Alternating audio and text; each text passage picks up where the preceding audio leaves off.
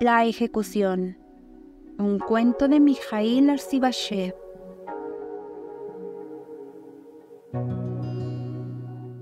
Muy temprano en la mañana, aún antes del amanecer, en el apartamento todos se habían levantado y encendido las luces.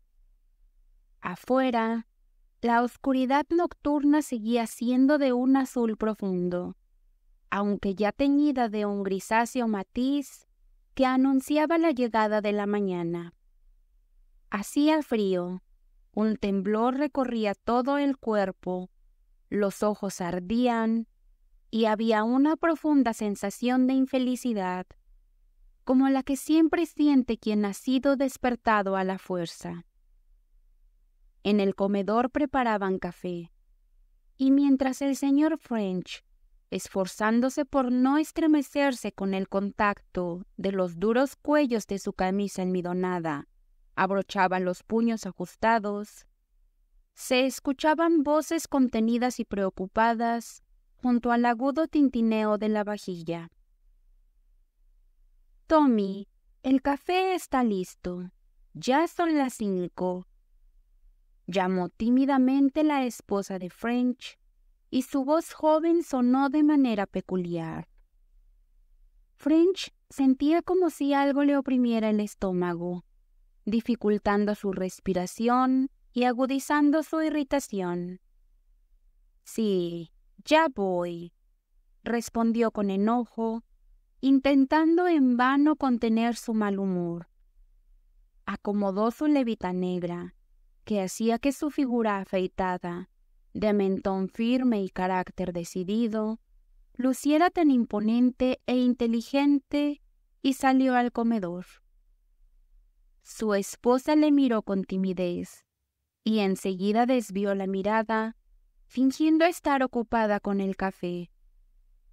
Y ese sentimiento de leve orgullo que French había experimentado el día anterior, al decir a sus conocidos y a su esposa que él, French, asistiría a una ejecución, volvió a despertar en él. Sentía que había en él algo especial, fuerte, inquebrantable, como la justicia misma. Sin duda, se sentía un héroe en cierto grado. Para su débil esposa era, naturalmente, aterrador, pero él, French, se sentía por encima de ese miedo, consciente de que cumplía un gran deber cívico. Pero era extraño que, a pesar de esa convicción inquebrantable, aunque no solo por el frío en el comedor, aunque sin duda hacía frío, todo su cuerpo seguía temblando con una pequeña e incómoda agitación interior, y French no lograba controlarla.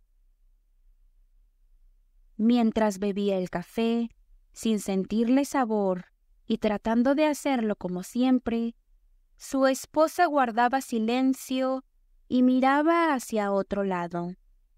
Su rostro joven y hermoso estaba pálido, como si se sintiera mal.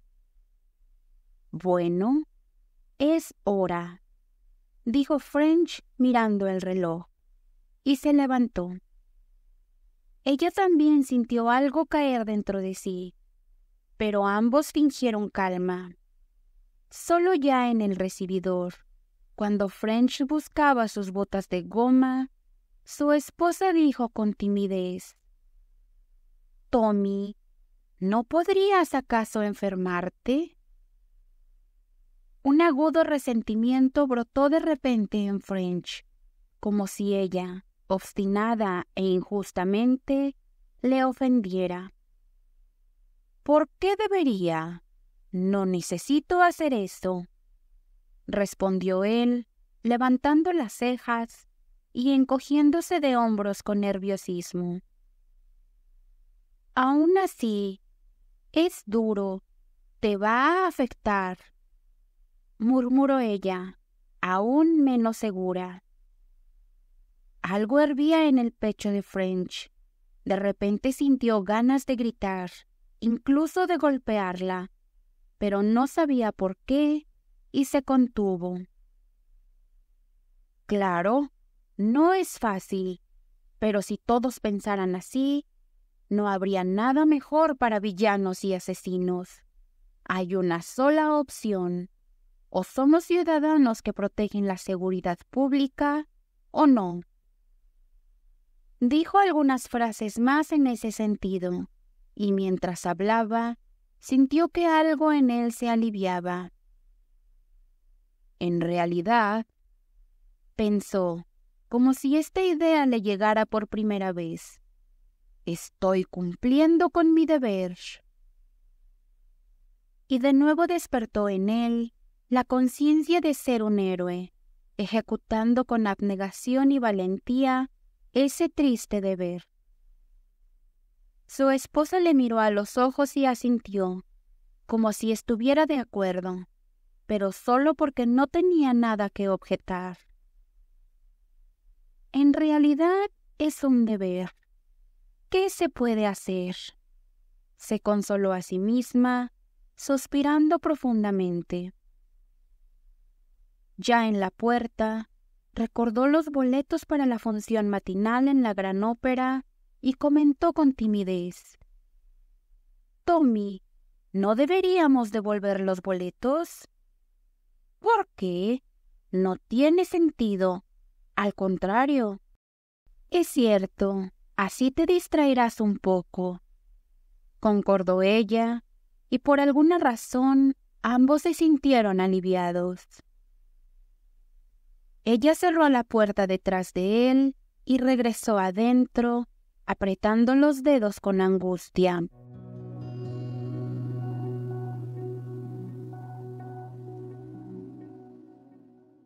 En el patio ya se distinguía claramente el amanecer. El cielo se había vuelto gris y caía una humedad invisible. Las aceras, los postes, el tranvía, las paredes y los letreros estaban mojados. La vida ya había comenzado. Personas entumecidas y mal dormidas aparecían por todas partes, avanzando apresuradas por las aceras, llenando los vagones ruidosos del tranvía aéreo, los ómnibus y las tiendas que ya se habían abierto. French tomó asiento en el vagón y por la ventana desfilaban los escaparates aún cerrados y en su mayoría oscuros. Muchos dormían, y la gran ciudad, a pesar del bullicio matutino, los silbidos de las fábricas, el ruido del tranvía y las voces roncas, parecía medio desierta. Frente a French estaban sentados varios obreros, una jovencita bonita de ojos grises y adormilados y dos jóvenes. Solo ahora French sintió que la pesada sensación de cansancio por la falta de sueño desaparecería completamente. Adoptó un aspecto vigoroso y al mismo tiempo firmemente seguro, mirando fríamente a la mujer bonita y a los obreros. Ellos no sospechaban que ante ellos se sentaba uno de los 12 jurados obligados, en nombre de la ley y del bien público, a presenciar la ejecución de ese criminal del que hablaba toda la ciudad debido a su atroz crimen. Y de nuevo a French le pareció que en él había algo especial, algo que le daba un sombrío aire de grandeza. ¿Cómo le mirarían si supieran?, pensó, y se imaginó cómo describiría luego, con emoción y fascinación, los terribles detalles de la ejecución y sus propios sentimientos. Al mismo tiempo, la presencia de la joven bonita le resultaba interesante y agradable, despertando en él otros masculinos sentimientos. Mirándola de reojo, a sus ojos adormilados que hablaban de una cama recién abandonada, arrugada, aún con su aroma femenino, a su busto redondeado bajo la chaqueta y a los rizos de su cabello rubio. French pareció olvidar a dónde y por qué iba. Pero solo lo parecía.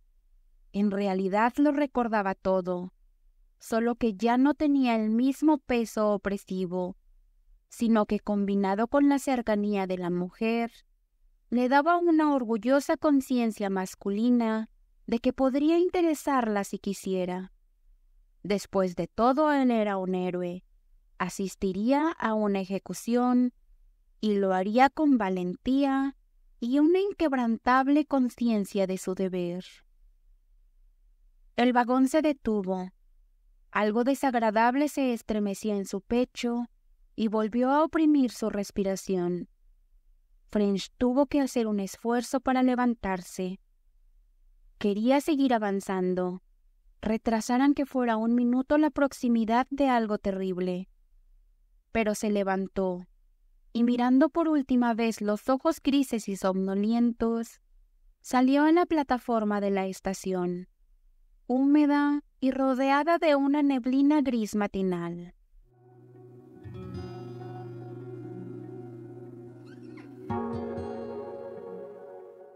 «5 para las 6. Es hora», dijo el fiscal poniéndose de pie.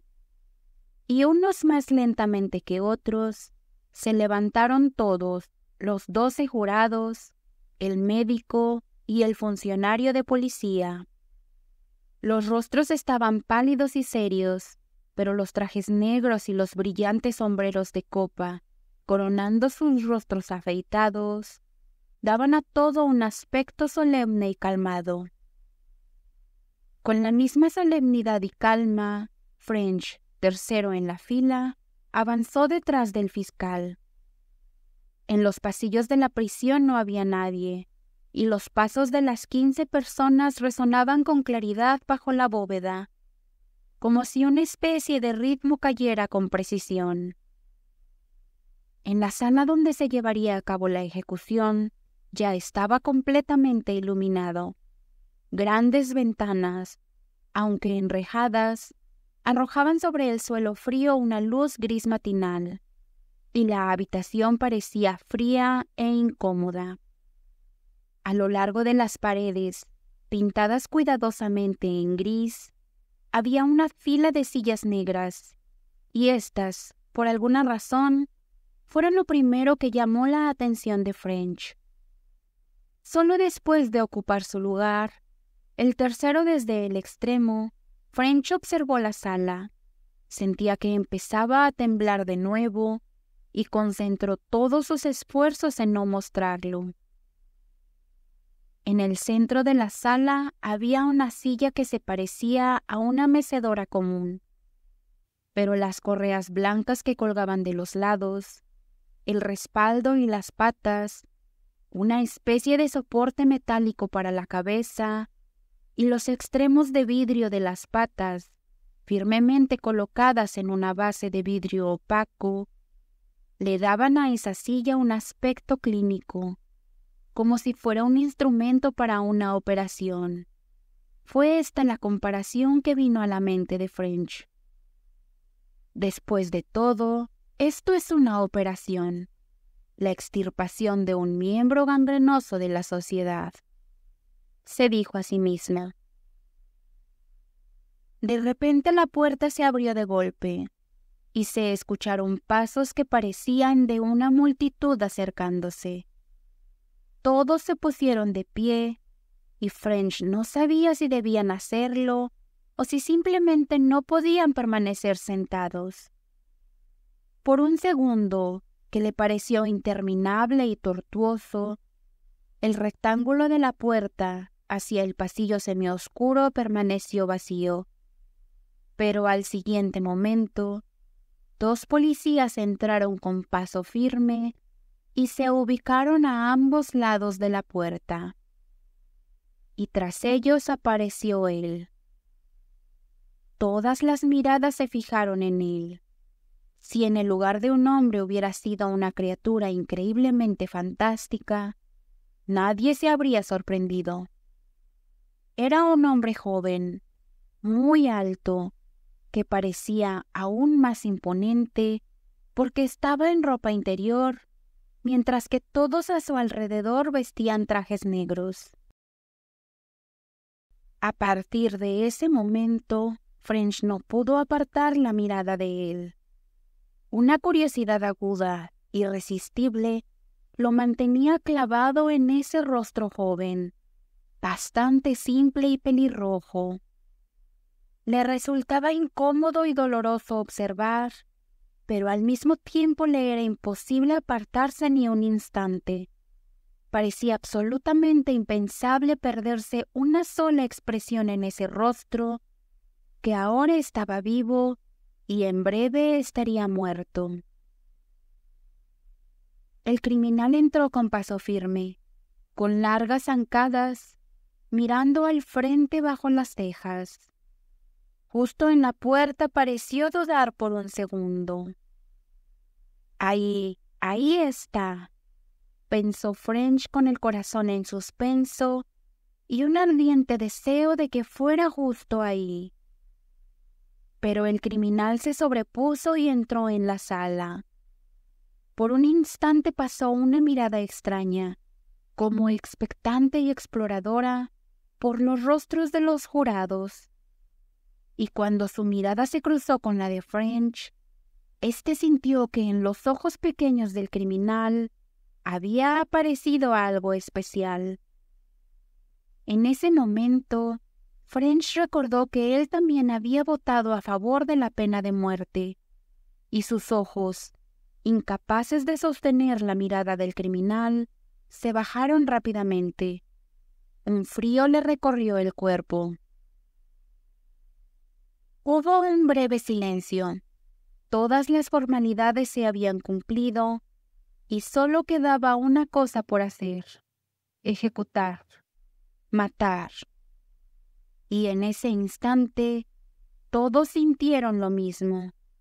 Resultaba absolutamente increíble que esas 20 personas de trajes negros y sombreros brillantes fueran a matar a ese único hombre, vivo, simple, que los miraba con ojos conscientes y llenos de vida.